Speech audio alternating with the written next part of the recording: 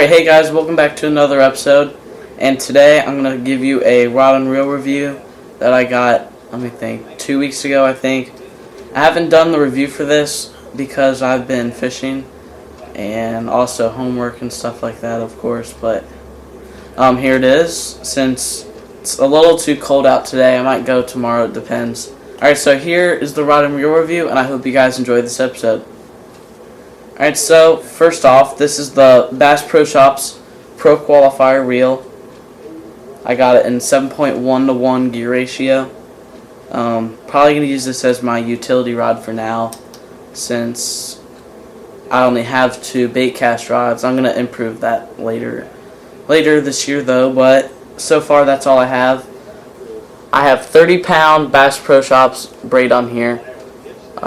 It's probably one of the best brands of braid to get that's pretty cheap. I think I got it for $17 and it fills up your whole line. Even though I bird nested it in my last video, I still got a little bit left, and I put on a monofilament leader. I think this is a Sunline. It's like 12-pound Sunline or something like that. As you can see right here, there's already starting to be like little cuts in the braided line. That's what I don't like about braided line.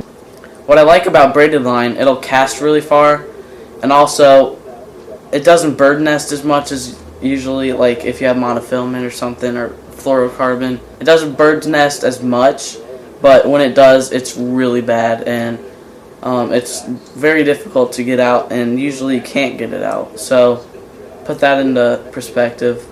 But that's one of the pluses about braid. One of the bad things about braid, though, is this right here.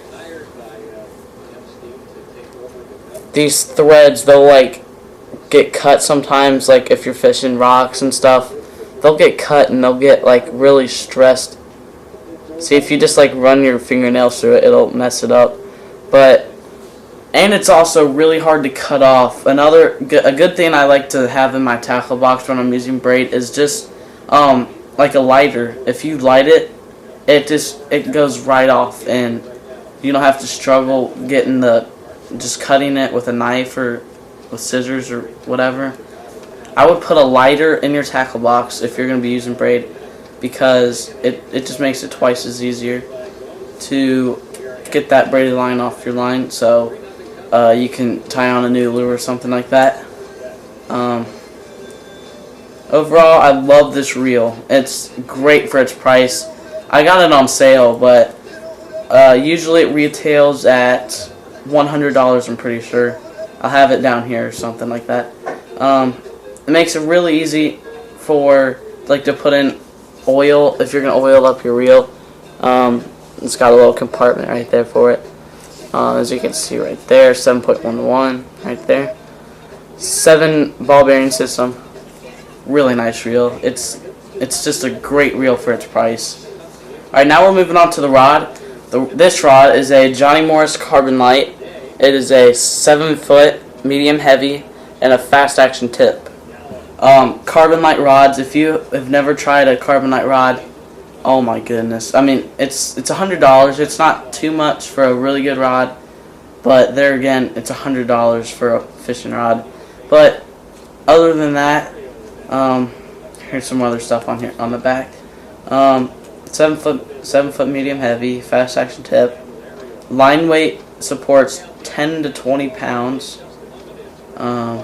Lure weight is 3/8 ounce to 1 ounce. You can throw a little bit heavier than that, I think. What I do like about this rod, you can cast super light like baits. Let me think. What was I using when I was fishing?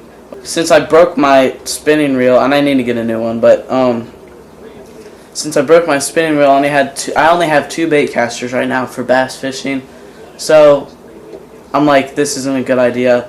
But I put on a rooster tail on this rod and reel, a bait casting rod. That's insane. You would usually use that for like spinning reels and stuff like that because it's too light. But this thing, it works with pretty much anything that's light. It has more problems casting like larger baits.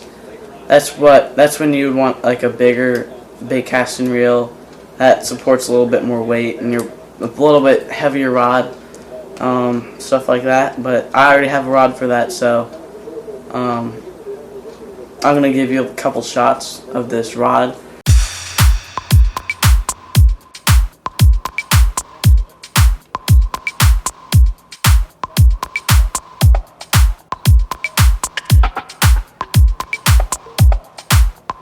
So I hope you guys enjoyed this rod and reel review.